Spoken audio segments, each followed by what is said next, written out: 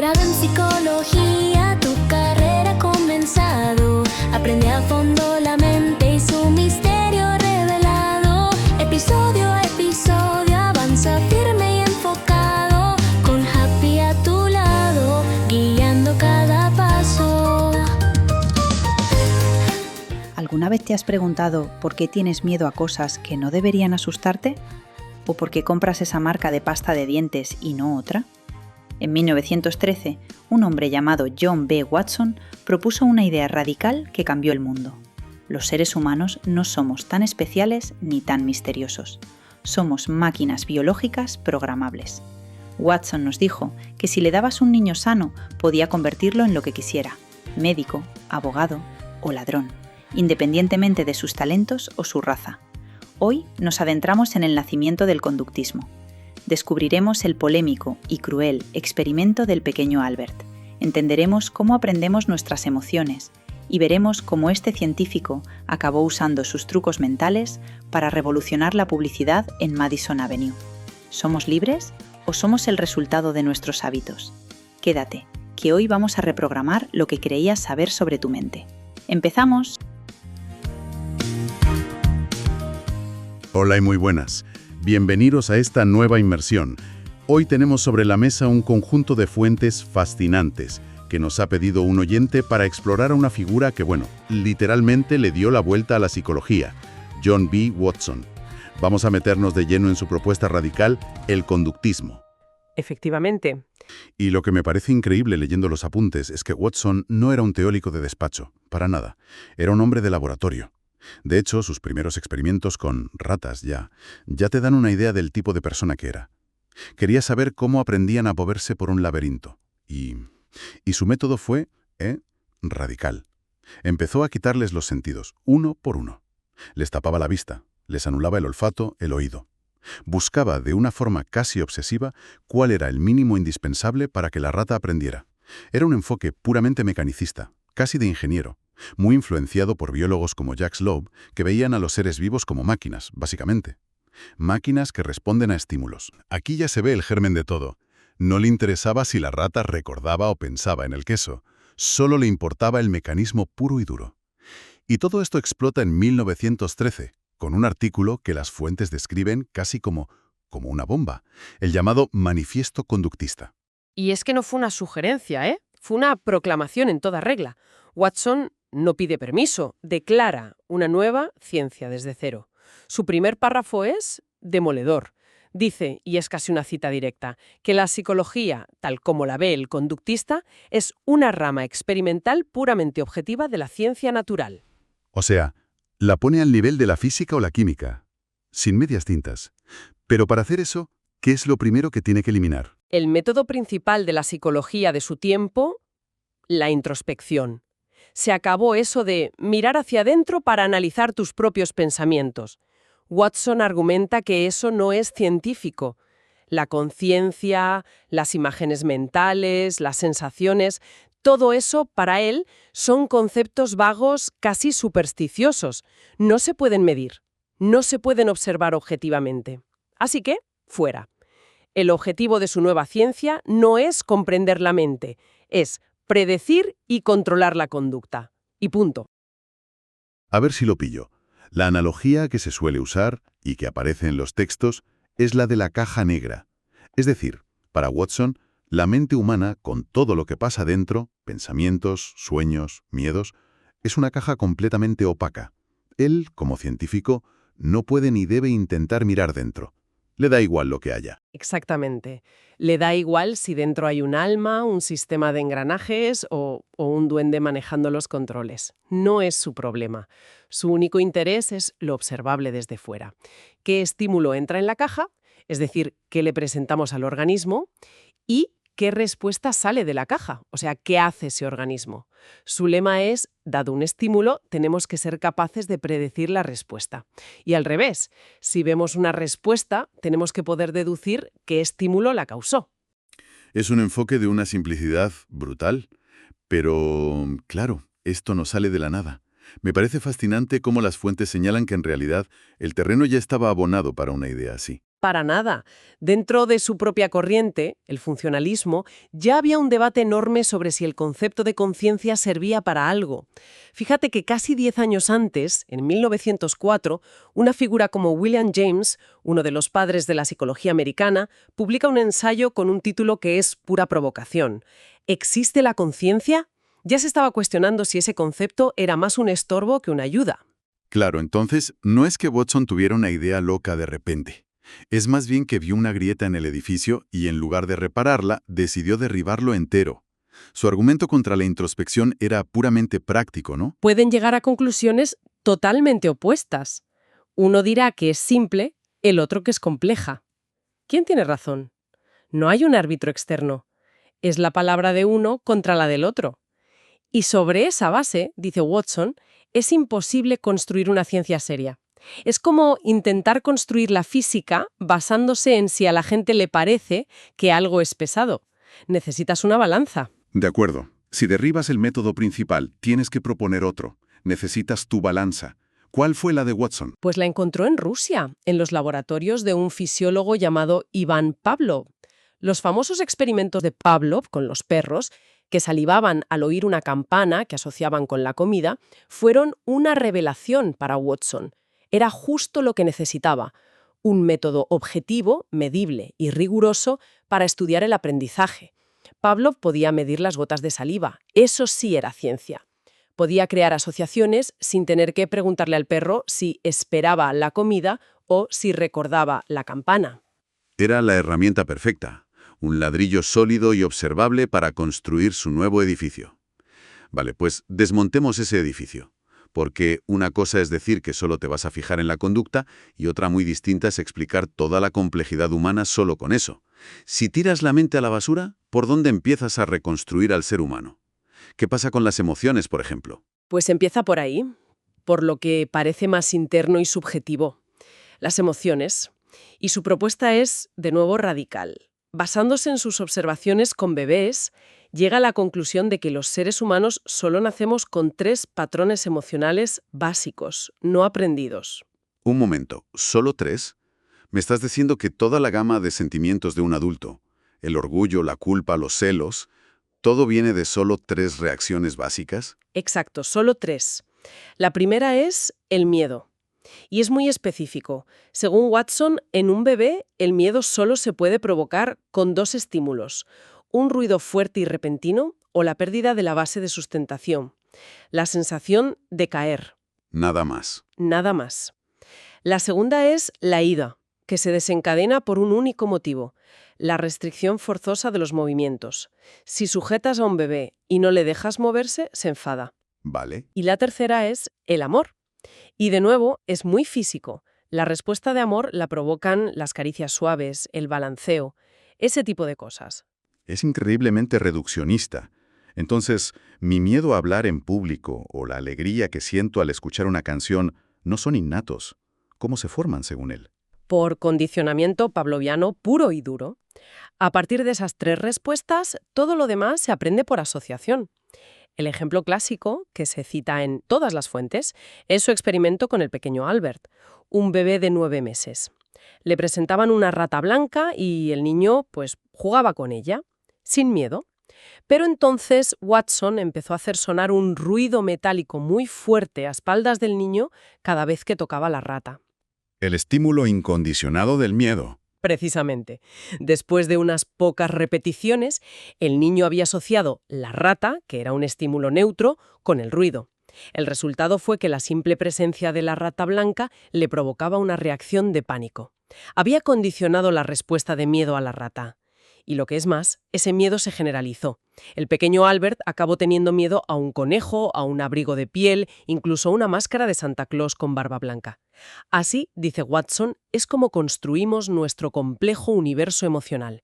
Todos son cadenas de asociaciones. Vale, ese es el primer sistema de hábitos. Las emociones. Entendido. ¿Cuál es el segundo? El segundo sistema es el de los hábitos corporales explícitos, es decir, todo lo que hacemos con nuestros músculos y que se ve desde fuera: caminar, escribir, lanzar una pelota. ¿Y cómo aprendemos eso? ¿A base de asociar estímulos y respuestas también?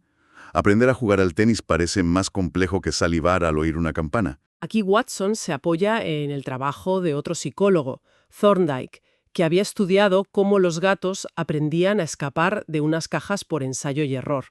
Pero, y aquí viene el matiz watsoniano, lo despoja de todo lo que suene a mental. Thorndike había propuesto la ley del efecto. Si un comportamiento va seguido de una consecuencia satisfactoria, es más probable que se repita. Y la palabra satisfactoria a Watson le debió de dar urticaria. Es totalmente subjetiva. Le sonaba a magia, exacto. ¿Qué es la satisfacción en términos observables? Nada. Así que la elimina. Para Watson, aprendemos una habilidad compleja simplemente por dos principios mecánicos, la frecuencia y la recencia. El movimiento correcto que te permite abrir la caja o golpear bien la pelota de tenis se aprende porque es el que más se repite para lograr el objetivo, frecuencia, y porque es el último que ejecutas justo antes de conseguirlo, recencia. Es un proceso ciego, mecánico. No hay ninguna idea de éxito ni ninguna sensación de placer. De acuerdo. Tenemos las emociones y las acciones. Pero ahora viene el gran desafío. La pregunta del millón. ¿Qué pasa con el pensamiento? La voz dentro de nuestra cabeza, la reflexión. Eso no es una conducta observable. ¿Cómo lo encaja en su sistema sin recurrir a la mente? Esta es, sin duda, la parte más controvertida y fascinante de su teoría. Para Watson, el pensamiento no es un proceso misterioso e inmaterial. Su propuesta es chocante. Pensar es, literalmente, habla subvocal. Habla subvocal. ¿Qué significa eso exactamente? ¿Que estamos hablando en voz baja sin que se oiga? Casi. Es un hábito corporal implícito, es decir, que ocurre dentro del cuerpo. Su lógica es la siguiente. Los niños pequeños piensan en voz alta, narran lo que hacen. Ahora el coche va por el puente. La sociedad, los padres les dicen, shh, piensa para tus adentros. Lo que hacemos, según Watson, es reprimir el sonido del habla, pero no los minúsculos movimientos musculares en la laringe, la lengua y el pecio que la producen. No puede ser. Me estás diciendo que para Watson, cuando estoy resolviendo un problema de matemáticas en silencio, lo que en realidad está pasando es que mis cuerdas vocales están haciendo versiones en miniatura de las palabras, pero sin producir sonido. Eso es exactamente lo que dice.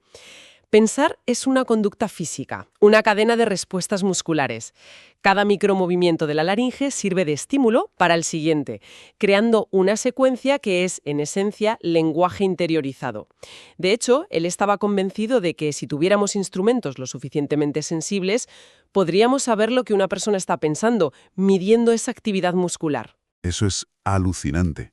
Cierra el círculo de una forma que es casi perfecta en su propia lógica. Ha conseguido explicar las emociones, las acciones e incluso el pensamiento, sin salirse ni un milímetro de su esquema de estímulo-respuesta. Ha construido un ser humano sin necesidad de mente. Humano sin vida interior. Sí, pero un organismo cuyo comportamiento se puede estudiar, predecir y, sobre todo, controlar. Entonces, recapitulando el viaje que nos proponen las fuentes, lo que tenemos es este intento audaz, casi brutal, de refundar la psicología sobre bases puramente científicas observables. Watson nos deja un ser humano que es, en esencia, un conjunto de hábitos aprendidos, una máquina de responder. Y esa promesa de predicción y control fue enormemente seductora. Su visión tuvo un impacto gigantesco fuera de la psicología, en la publicidad, la educación. Pero la gran pregunta que queda flotando y que los textos sugieren como reflexión final es la siguiente. Al reducir la inmensa y a menudo contradictoria complejidad humana a un sistema de estímulos y respuestas, la psicología sin duda gana una herramienta muy poderosa para moldear el comportamiento. Pero, ¿a qué coste? ¿Es la capacidad de predecir una acción un intercambio justo por renunciar a comprender la rica y a menudo caótica experiencia subjetiva que define nuestra vida interior? Pero claro, Watson no se inventó esto de la nada, no se levantó un día y decidió borrar la mente del mapa de la psicología por capricho. Era más bien como un chef que encuentra los ingredientes perfectos que ya estaban en la despensa de la ciencia. Totalmente. Esa es la imagen perfecta. Su conductismo fue una síntesis, una receta que combinaba corrientes que ya estaban ganando muchísima fuerza y que por separado ya apuntaban en la misma dirección.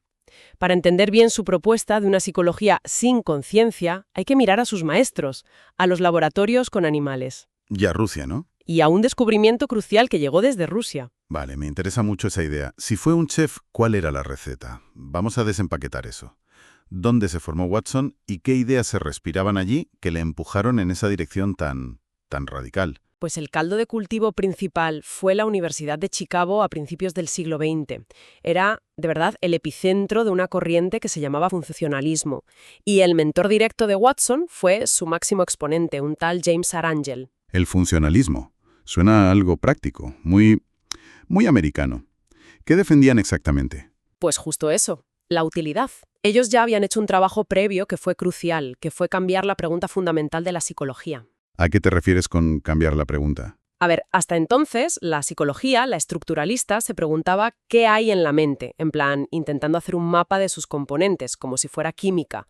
Los funcionalistas dijeron, no, la pregunta importante es ¿para qué sirve la mente? Ah, vale. Se interesaron por la acción, por la función adaptativa de los procesos mentales.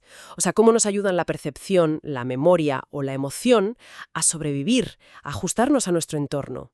O sea que el foco ya no está en la estructura interna, en lo que no se ve, sino en el resultado externo, en la acción. Exacto. Ya es un paso de gigante hacia el estudio del comportamiento observable. Estás a un solo paso de dejar de preocuparte por la maquinaria y centrarte solo en lo que produce la máquina. Es un cambio de perspectiva brutal. Y aquí es donde la cosa se complica, porque los funcionalistas todavía hablaban de la conciencia. La veían como la herramienta principal para la adaptación, ¿sabes? Claro, lo que usamos para resolver problemas nuevos. Justo. Sin embargo, y esto es lo fascinante, ellos mismos empezaron a minar su propio concepto, ¿Cómo que a minarlo? pues sembrando dudas sobre su validez como objeto científico. Fíjate, el propio William James, que es como el padre del funcionalismo americano, publicó en 1904 un artículo con un título que era una bomba. A ver. Se titulaba ¿Existe la conciencia? Que una de las figuras más importantes de la psicología se haga esa pregunta en público es demoledor. Un momento, eso es muy interesante. Si el propio James, el pilar del funcionalismo, ya estaba poniendo en duda la conciencia, ¿por qué su duda se vio como una semilla para el conductismo y no como una crisis interna del propio funcionalismo?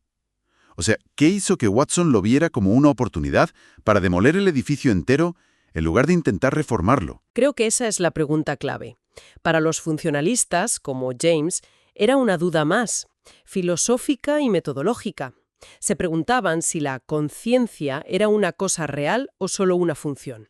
Pero para Watson, que era mucho más pragmático y, seamos sinceros, más radical, la respuesta era más simple. Si es tan problemática, si no podemos observarla ni medirla de forma fiable. Si ni sus defensores se ponen de acuerdo. Exacto. Si ni ellos se ponen de acuerdo sobre qué es, ¿por qué no nos deshacemos de ella por completo?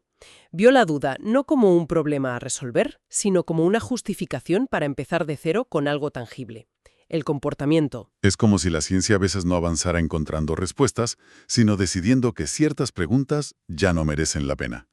Un cambio de paradigma total. Y supongo que ese pragmatismo le llevó directamente al segundo ingrediente de su receta. Inevitablemente.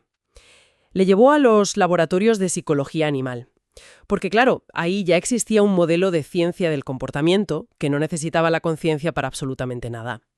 La psicología comparada de finales del XIX estaba intentando hacerse respetable, dejar de ser una colección de anécdotas. Claro, menos cuentos sobre el perro listo que entiende cada palabra y más datos controlados en un laboratorio. Justo, se buscaba rigor. Y para eso se desarrollaron métodos y aparatos de control experimental. Por ejemplo, otro de los maestros de Watson en Chicago, Jacques Love, defendía el concepto de tropismo. Tropismo. Sí, explicaba el comportamiento de organismos simples como una reacción físico-química a un estímulo. El ejemplo clásico es una polilla yendo hacia la luz. Cero mente, pura mecánica. Era una forma de pensar muy influyente. Y de ahí a los aparatos que todos conocemos. Los laberintos para ratas, las cajas. Las famosas cajas problema de Edward Thorndike son un ejemplo perfecto. Thorndike no se sentaba a especular sobre qué pensaba un gato para salir de una caja. No, claro. Lo que hacía era encerrarlo y medir cronómetro en mano cuánto tardaba en accionar por pura casualidad la palanca que abría la puerta. Y repetía el proceso una y otra vez y dibujaba una curva de aprendizaje. Me recuerda a cuando intentas enseñarle un truco a un perro o a un gato. No hay un momento eureka en el que de repente lo entiende. Es solo repetición, frustración, un montón de intentos fallidos. Y de repente uno funciona. Hasta que por casualidad hace lo correcto. Y entonces le das el premio. Es exactamente esa lógica. Thorndike concluyó que el gato no aprendía por una comprensión súbita, sino por ensayo y error. Y lo más importante, formuló su famosa ley del efecto. La ley del efecto. Sí. Si una conducta va seguida de una consecuencia satisfactoria, la conexión entre la situación y la respuesta se fortalece. Si es insatisfactoria, se debilita. Vale. No necesita hablar de ideas, razonamiento o inteligencia felina. Es un mecanismo de conexión casi automático. Y Watson, que empezó su carrera investigando precisamente con ratas blancas en laberintos, vio ahí el modelo a seguir. Vio que se podía hacer ciencia rigurosa y objetiva estudiando lo que el animal hace, no lo que supuestamente piensa. Él simplemente extrapoló el método. Claro. Al hacerlo, se dio cuenta de que la consciencia no era solo innecesaria, sino que era un estorbo. En la psicología animal era una inferencia que no se podía verificar. ¿Y en la humana? Era la fuente de datos más subjetiva y menos fiable que existía, la introspección. Justo. La solución para él era la misma en ambos campos, eliminarla de la ecuación científica. De acuerdo. El puzzle va tomando forma. Tenemos el enfoque en la acción y la adaptación del funcionalismo. Y tenemos los métodos objetivos, y ese desprecio por la mente de la psicología animal. Pero aún falta algo, ¿no? Falta el mecanismo concreto, la unidad básica para explicar cómo se forman esas conexiones entre lo que nos pasa y lo que hacemos. Faltaba la pieza central, el átomo de la conducta, por así decirlo. Y esa pieza llegó casi por accidente, de un laboratorio en Rusia, de un fisiólogo llamado Iván Pavlov. Pavlov y sus perros, un clásico. Pero lo curioso es que él no buscaba nada de esto, ¿verdad? Para nada. Es una de esas grandes casualidades de la ciencia. Pavlov estaba estudiando la fisiología de la digestión. Quería ganar un Nobel por ello, y de hecho lo consiguió en 1904. Su experimento consistía en medir con una precisión casi quirúrgica la cantidad de saliva que generaban los perros ante la comida. Pero algo empezó a ir mal en su experimento, o al menos de forma inesperada. Exacto. Observó que los perros no solo salivaban con la comida ya en la boca, sino que empezaban a hacerlo antes. Salivaban al oír los pasos del ayudante que traía la comida, al ver el plato, Al oír el ruido del mecanismo que dispensaba el alimento, a todo. Al principio a Pavlov le molestó muchísimo. Eran variables que contaminaban sus datos fisiológicos puros. De hecho, las llamó con cierto desdén secreciones psíquicas. qué irónico que lo que él consideraba ruido acabara siendo la señal más importante de todas. Totalmente. Tras un tiempo intentando eliminar ese ruido, se dio cuenta de que ahí estaba lo verdaderamente interesante. Comprendió que no era una respuesta fisiológica simple, era una respuesta aprendida, una asociación que el perro había hecho en su sistema nervioso. Y entonces, con el rigor que le caracterizaba, se dedicó a estudiarla sistemáticamente. Y así es como descubrió el reflejo condicionado. Eso es. Demostró experimentalmente que un estímulo, que al principio es neutro, como el sonido de una campana, que no provoca ninguna salivación, podía llegar a provocarla. Podía llegar a provocarla si se asociaba de forma repetida con un estímulo que sí lo hacía de forma natural, como la comida. Había encontrado una forma de crear y deshacer conexiones en el sistema nervioso de forma controlada, observable y medible en el laboratorio. Entiendo. Pero, ¿por qué fue esto tan revelador para Watson? ¿Qué le ofrecía el reflejo condicionado de Pavlov que no le diera ya, por ejemplo, la ley del efecto de Thorndike? Ambos parecen explicar el aprendizaje por asociación. Es una muy buena pregunta. La ley del efecto de Thorndike era más general, se centraba en las consecuencias de la acción. Era un principio, pero el mecanismo interno seguía siendo una caja negra. Pavlov, en cambio, ofrecía algo que parecía mucho más fundamental, más fisiológico.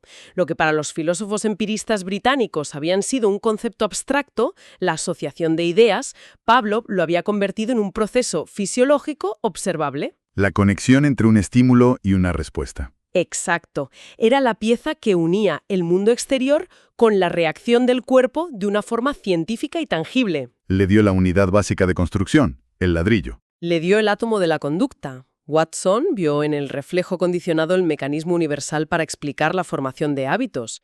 Y para él, los hábitos eran el núcleo de toda la psicología. desde los miedos más simples hasta las habilidades más complejas. Ya no necesitaba especular sobre conexiones mentales. Podía estudiar las conexiones observables entre estímulos y respuestas. Entonces el plato está listo. Si juntamos todo, Watson coge la preocupación por la función y la adaptación del funcionalismo, pero le arranca de cuajo cualquier referencia a la conciencia. Se la carga, sí. A eso le aplica los métodos rigurosos y controlados del laboratorio animal. Y finalmente, usa el reflejo condicionado de Pavlov como el pegamento universal, como el mecanismo para construir todo el edificio del comportamiento. Es la síntesis perfecta. Tenía la pregunta del funcionalismo, cómo nos adaptamos, tenía los métodos del laboratorio animal, observemos la conducta objetivamente, y ahora tenía el mecanismo de Pavlov, así es como se aprende. Con esa mezcla, en 1913 publica su famoso manifiesto, La psicología tal como la ve el conductista. Y ahí es donde lo pone todo negro sobre blanco. Exacto. Propone una psicología que se olvida por completo de la conciencia y la introspección y se centra exclusivamente en la conducta observable. Y lo hace con un objetivo muy claro, muy americano y muy pragmático: predecir y controlar el comportamiento. Una ciencia pura de estímulos y respuestas. Así que con estos ingredientes que estaban ya sobre la mesa, dispersos en diferentes cocinas de la ciencia, Watson los juntó, les dio una nueva receta y sirvió su propio sistema. Un sistema que, para bien o para mal, iba a cambiar las reglas del juego de la psicología durante décadas. Se presentó como una revolución, pero en realidad fue una reordenación brillante de las piezas que ya existían. Una reorganización tan potente que consiguió que durante casi medio siglo, para gran parte de la psicología académica, la mente simplemente dejara de ser un tema de estudio válido. Y esto nos deja con una pregunta interesante sobre el progreso científico. Pues sí. La historia de Watson sugiere que las grandes revoluciones científicas quizá no son tanto rupturas radicales salidas de la nada, como a veces nos gusta pensar. Y es lo que parece desde fuera. Claro, sino más bien una brillante y sobre todo oportuna síntesis de ideas que ya estaban flotando en el ambiente. Entonces, la pregunta que queda en el aire es: ¿cuántas de las revoluciones que damos por sentadas en cualquier campo son en realidad el resultado de alguien que supo ver la conexión entre las piezas que los demás ya tenían delante? Y una vez que tuvo los ingredientes, Watson construyó su sistema. Una psicología que aspiraba a ser una ciencia natural pura. Quería hacer una limpieza radical, barrer por completo todo lo que sonara a filosofía o a introspección. Claro, es que hay que entender el contexto. La psicología de la época, a principios del siglo XX, todavía estaba muy, muy ligada al estudio de la conciencia, a pedirle a la gente que describiera sus sensaciones internas. Algo muy subjetivo. Totalmente. Watson veía todo eso como algo casi místico, imposible de medir. Su propuesta fue una ruptura total. Si no se puede ver, si no se puede medir, con un cronómetro o registrar en una gráfica, pues no es ciencia. Y si no es ciencia, fuera de la psicología. Exacto. Así que fuera la mente, fuera la conciencia, fuera las sensaciones. ¿Y qué es lo que queda? ¿Con qué se trabaja? Queda la conducta observable. El núcleo duro de su conductismo es el esquema estímulo-respuesta, o ER. El famoso ER. La idea, que hoy puede parecer simple, pero que entonces fue, revolucionaria, es que toda conducta humana, por compleja que sea, se puede reducir a una cadena. A un estímulo del entorno que provoca una respuesta en el organismo. Eso es. Su objeto de estudio era la conducta qua conducta, o sea, la conducta por sí misma, sin especular sobre lo que pudiera estar pasando dentro. Es la famosa analogía de la caja negra, ¿no? La mente es una caja sellada y a la psicología no le interesa lo que hay dentro. Solo los inputs que entran y los outputs que salen. Precisamente. Y esta idea de la caja negra fue un avance en objetividad, pero también, visto hoy, un corsé increíblemente rígido. Claro, porque al ignorar por completo la cognición, la memoria, la imaginación... Se metía en un callejón sin salida para explicar la creatividad, el lenguaje o, como veremos, las emociones complejas. Y eso le obligó a hacer piruetas teóricas que son a la vez fascinantes y aterradoras. Porque su objetivo no era solo describir el comportamiento. Sus ambiciones iban mucho, mucho más lejos. Infinitamente más lejos. A Watson no le bastaba con entender, quería predecir y controlar. Su visión era la de un ingeniero social. Quería el manual de instrucciones del ser humano. Totalmente. En sus propias palabras, la psicología debía ser capaz de, dado el estímulo, predecir la respuesta. O, y esto es lo más potente, dada la respuesta, especificar el estímulo. O sea, si quiero que una persona haga algo concreto, la psicología debería decirme qué botón exacto tengo que apretar para conseguirlo. Es una visión del ser humano marcadamente objetivista y mecanicista. Nos convierte en una especie de autómata programable. Totalmente. Un organismo que puede ser condicionado y moldeado, y aunque suene un poco distópico, esta idea caló muy hondo en la sociedad estadounidense de los años 20, que estaba fascinada con la eficiencia, la producción en cadena. Vale. Entiendo la visión del ser humano como una máquina de estímulos y respuestas para conductas simples, como un reflejo. Pero me choca con la realidad. ¿Qué pasa con lo que no se ve? Si yo siento miedo, eso es algo que ocurre dentro de mí. ¿Cómo encajaba Watson algo tan personal, tan subjetivo como una emoción, en este sistema tan rígido? Parece un agujero gigante en su teoría. Esa es la pregunta del millón. Y la respuesta de Watson es la piedra angular de todo su proyecto. Para él, las emociones no eran sentimientos internos e inobservables. ¿Entonces qué eran? Eran, y esta es su definición, pautas de reacción hereditarias. O sea, respuestas puramente corporales, no mentales. Sostenía que una emoción implicaba cambios profundos y medibles en todo el cuerpo, especialmente en los sistemas visceral y glandular. El corazón se acelera, las pupilas se dilatan, sudas. O sea, no es algo que sientes en tu mente, es algo que le pasa a tu cuerpo. Exacto. Es una reacción física observable. Y dentro de su lógica, pues, tiene sentido. Vale, ¿y cuántas de estas pautas de reacción creía que teníamos de fábrica, por así decirlo? Poquísimas. Y esto es clave. Después de observar a cientos de bebés en la clínica de la Universidad Johns Hopkins, concluyó que solo nacemos con 3 patrones emocionales básicos, no aprendidos. 3. 3. El primero es el miedo, que según él solo es provocado por 2 estímulos en el mundo. Los ruidos fuertes y la pérdida súbita de apoyo. Nada más. Espera. Ni la oscuridad, ni las arañas, ni los animales. Nada de eso es innato para Watson. La segunda emoción es la ira, provocada por una única cosa: la obstaculización o restricción de los movimientos. Si sujetas a un bebé para que no se mueva. Eso es. La respuesta corporal que emerge es lo que llamamos ira. Y la tercera es el amor. Amor. Sí, pero sin connotaciones románticas, ¿eh? Es la respuesta de relajación y balbuceo que se suscita por las caricias, los abrazos o al ser mecido. Un momento. Solo 3. Miedo, ira y amor.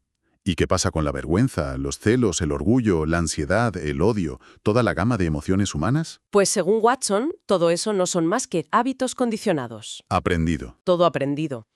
Son respuestas emocionales complejas que se construyen a lo largo de la vida por asociación, a partir de esas 3 básicas.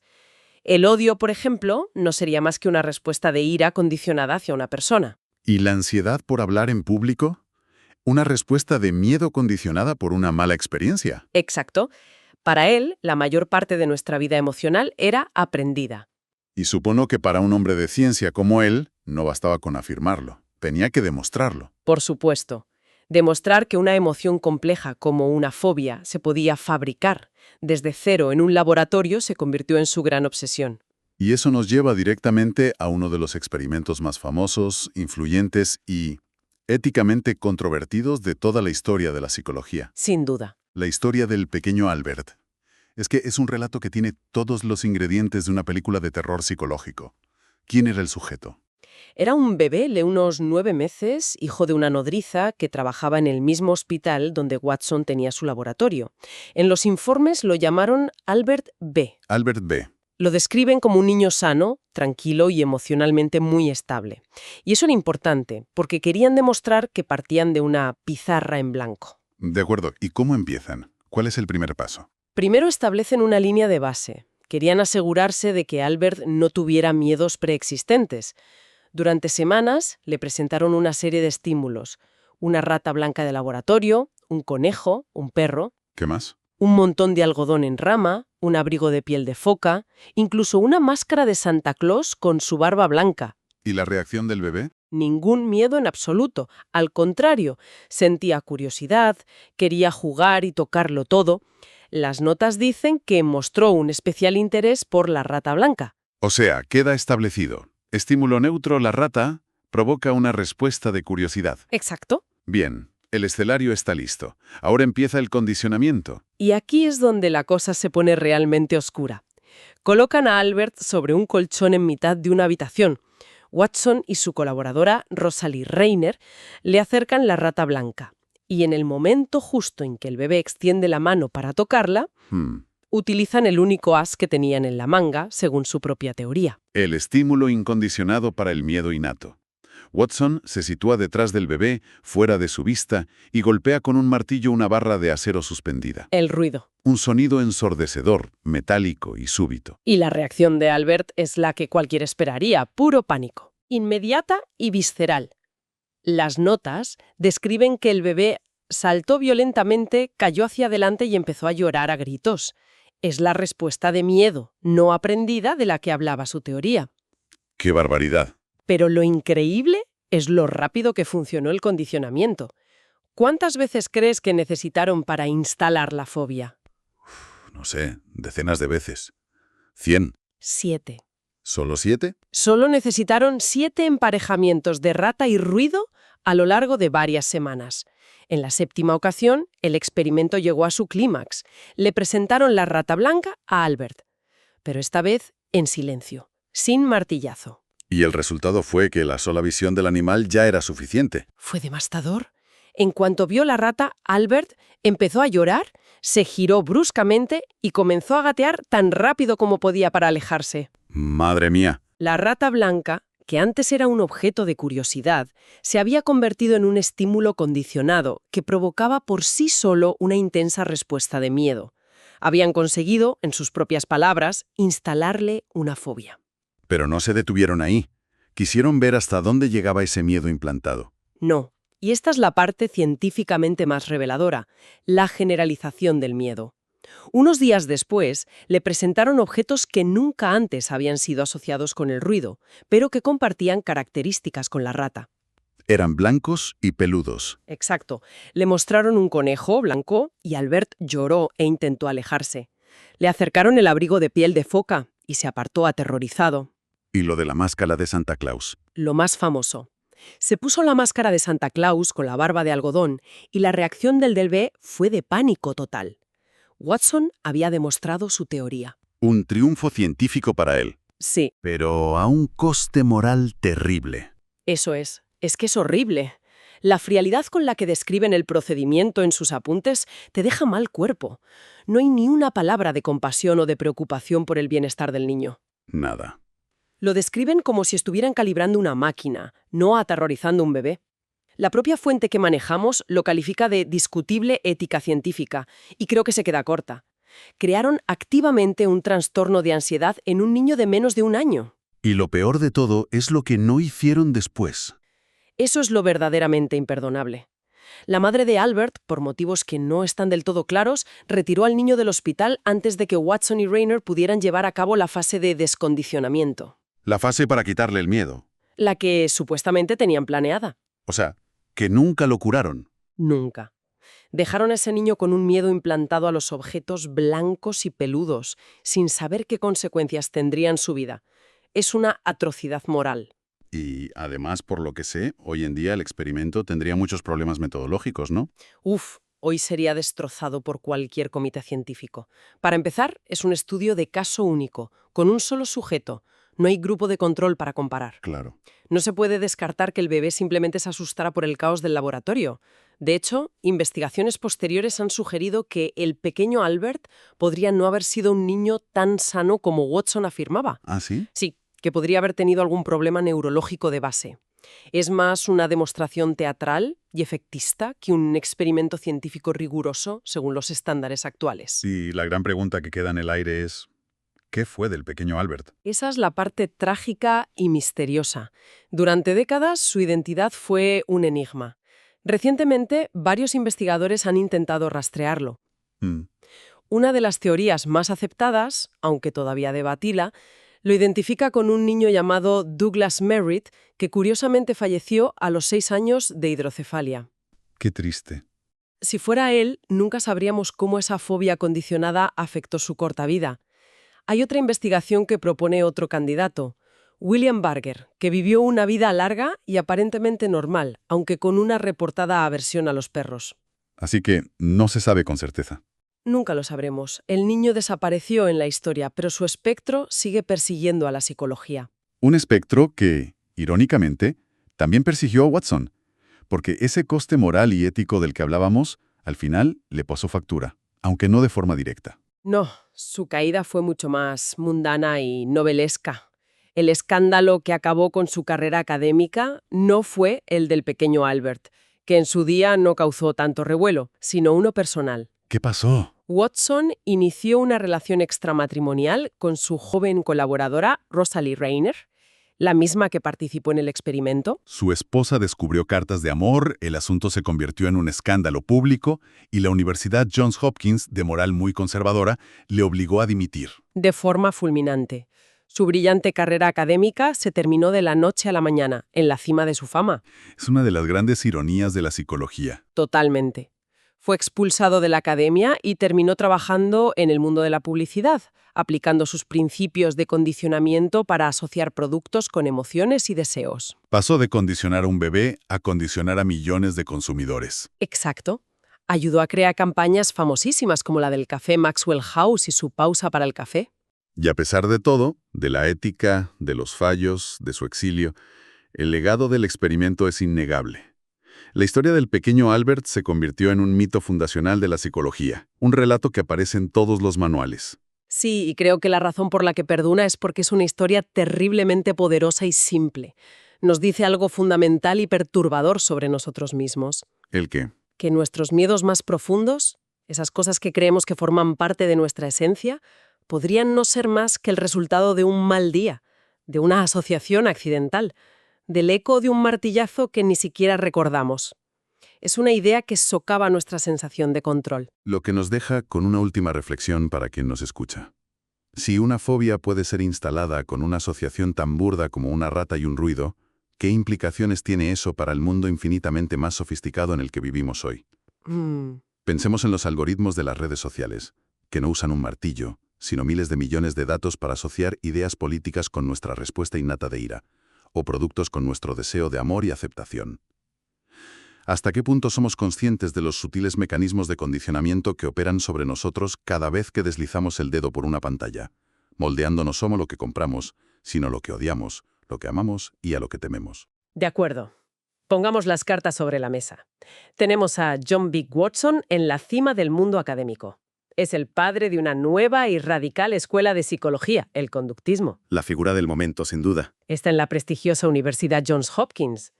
Y de repente, todo se derrumba. Se derrumba de una forma espectacular, además. Los documentos que hemos revisado describen un escándalo mayúsculo para la época, Un divorcio muy público, cartas de amor con su amante, que además era su alumna, que se filtran a la prensa. Un percal tremendo. Y claro, la universidad lo despide. De forma fulminante. Fin de la carrera académica. Es un momento crucial. Watson, el hombre que quería convertir la psicología en una ciencia dura, predecible, se ve expulsado del templo de la ciencia por algo tan humano e impredecible como una pasión. Exacto. Se queda sin laboratorio, sin estatus, sin futuro académico. Para muchos habría sido el final, pero para Watson es el comienzo de su segundo acto. Un segundo acto que probablemente tuvo más impacto en nuestra vida diaria que toda su investigación anterior. Muchísimo más. Porque se lleva sus ideas del laboratorio a la calle, o más concretamente, a Madison Avenue. Totalmente. Pasa de estudiar la conducta de ratas y bebés a moldear la conducta de millones de consumidores. A primera vista parece un salto extraño, de académico a publicista. Pero si lo piensas, es el paso más lógico del mundo para él. Es que es el paso más lógico. Su gran propuesta, su manifiesto conductista del 13, decía que el objetivo de la psicología no era entender la mente. No. Era predecir y controlar la conducta. Y a ver, ¿qué es la publicidad sino el intento a gran escala de hacer exactamente eso? Era una rata blanca. Sí. También podía condicionar a un ama de casa a desear una marca de café. El mecanismo era el mismo. Vale, vamos a desgranar esto, porque aquí es donde la cosa se pone fascinante y un poco siniestra. Un poco, sí. ¿Cómo se aplica exactamente el condicionamiento pavloviano a vender, no sé, una crema para la cara o un paquete de tabaco? No es tan simple como hacer sonar una campana y que alguien empiece a salivar por un coche. No, pero el principio es el mismo. Se trata de asociar un estímulo neutro, que es el producto, con una respuesta emocional fuerte. En sus estudios con bebés, Watson había concluido que nacemos con solo 3 emociones básicas, no aprendidas: el miedo, la ira y el amor. El resto, según él, se construía sobre esas 3. Correcto. Todo nuestro complejo repertorio emocional se construía a partir de esas 3 mediante condicionamiento. Y al llegar a la publicidad se preguntó: ¿cuál de estas 3 palancas es la más poderosa para mover a la gente a actuar? A comprar. Y supongo que no eligió el amor. Eligió el miedo, de forma abrumadora. El amor y el deseo son potentes, claro, y se usan, pero el miedo es visceral, es una alarma de supervivencia. Es más primario. Mucho más. Watson entendió que la forma más eficaz de vender algo no era resaltar las cualidades positivas del producto, Sino... sino crear una ansiedad, un miedo, y luego presentar el producto como la única solución a ese miedo. Espera un momento. Entonces, el primer paso de la publicidad, según Watson, no es presentar el producto. No. Es activamente generar una inseguridad en la persona. Eso cambia por completo la idea de lo que es un anuncio. Has dado en el clavo. Es una maniobra en 2 pasos. Primero, te hago sentir mal contigo misma. Segundo, te ofrezco la redención en forma de producto. Vaya. Y lo aplicó a casos reales que definieron la publicidad moderna. Con la crema Pond's, no vendía una crema hidratante. ¿Qué vendía? Vendía una solución al miedo a envejecer y no ser deseada. Con el enjuague bucal Listerine, que era un antiséptico para suelos. Para suelos. Sí. No vendían un antiséptico. Crearon el término halitosis. Lo convirtieron en un problema social terrible y vendieron la solución al miedo al rechazo social. O sea, no te vendo una pasta de dientes, te creo el miedo a que nadie se te acerque por tener mal aliento y luego te ofrezco mi producto como el salvavidas. Exacto. Es brillante y terrible a la vez. Me recuerda a los anuncios de desodorante de mi adolescencia. La pesadilla no era sudar. Claro. Era que te rechazaran en el baile del instituto por ello. Era puro terror social embotellado. Exactamente ese es el mecanismo. Convierte la compra en un acto casi reflejo, basado en la emoción y no en la razón. Ya. Ya no evalúas si el dentífrico A tiene más flúor que el B. Compras el que te promete seguridad, aceptación, éxito social. Compras la solución a la ansiedad. Watson consiguió que el consumidor no estuviera eligiendo un producto, sino respondiendo a un estímulo condicionado, aliviando una ansiedad que la propia marca le había inoculado. ¿Cuesta creer que una persona compre un coche que es una decisión económica importante solo por un miedo irracional? Es una buena pregunta. Obviamente la razón juega un papel, pero Watson apostaba a que la emoción gana la partida. No te venden el motor, te venden la sensación de libertad, el estatus, la solución al miedo de ser percibido como alguien mediocre. Asocian el coche con imágenes de éxito, de aventura. De una vida mejor. Te condicionan a sentir que necesitas esa emoción, y el coche es simplemente el estímulo que la desencadena. A él no le interesaba si el consumidor creía que el producto era mejor. Le interesaba que lo comprara. Que lo comprara. La acción observable era lo único que importaba, igual que en su psicología. Es increíblemente cínico. Y cuando miras la publicidad de hoy, es evidente que esta idea no solo no ha desaparecido, sino que se ha perfeccionado hasta el extremo. Totalmente. Esto me hace pensar en el impacto real que tuvo. Más allá de vendernos cosas, ¿cómo cambió la psicología misma? El campo que tuvo que abandonar. Pues su legado es inmenso y profundamente contradictorio. Por un lado, se puede decir sin exagerar que mató a la conciencia como objeto de estudio científico en psicología durante casi medio siglo. ¿Mató a la conciencia? Es una afirmación muy fuerte. Bueno, antes de Watson, la psicología, con figuras como William James o los estructuralistas, era en gran medida el estudio de la experiencia interna. La introspección, mirar hacia adentro, intentar describir los propios pensamientos y sensaciones. Correcto. Y Watson llega y dice, esto es subjetivo, no es ciencia, es como la teología. No puedo ver tu pensamiento, no puedo medir tu sensación, por lo tanto, no puede ser el objeto de una ciencia. Y propone que si la psicología quiere ser una ciencia seria como la física o la química, debe estudiar algo tangible. Observable y medible. La conducta, el estímulo que entra y la respuesta que sale. Lo que pasa dentro, en la mente. La caja negra. La famosa caja negra. Y su solución fue decir que como no podemos ver lo que hay dentro, simplemente la ignoramos. Para él era irrelevante. Exacto. Forzó a la disciplina a ser rigurosamente empírica, y eso tuvo un lado positivo, Introdujo un nivel de rigor experimental que era necesario. Pero el precio fue enorme. Enorme. Durante décadas, si eras un psicólogo y querías hablar de la mente, la memoria o la atención o la conciencia, simplemente no te tomaban en serio. Estabas fuera del paradigma científico dominante que él había creado. Vaya. La psicología se convirtió en el estudio de ratas en laberintos y palomas picoteando teclas. Así que, por un lado, nos deja una psicología más científica, pero por otro, una psicología vacía de lo que para muchos es lo más humano, la experiencia interna. Y al mismo tiempo nos lega un modelo de consumidor. Sin duda. Y este es su segundo gran legado. Tanto en el laboratorio como en Madison Avenue, nos redujo a seres predecibles. Ya. Demostró que nuestro comportamiento, incluidas nuestras decisiones más personales, puede ser moldeado y controlado mediante principios de condicionamiento muy básicos. Su visión del ser humano es la de un organismo que responde a su entorno. Y si puedes controlar el entorno, los anuncios que ve, los miedos que se le inculcan, puedes controlar al organismo. Esto plantea una pregunta bastante incómoda. ¿Hasta qué punto las elecciones que hacemos cada día, desde el café que tomamos por la mañana hasta nuestras aspiraciones vitales, son verdaderamente nuestras? ¿O hasta qué punto son respuestas condicionadas por un entorno diseñado por personas que leyeron a Watson? Y que llevaron sus ideas a la práctica.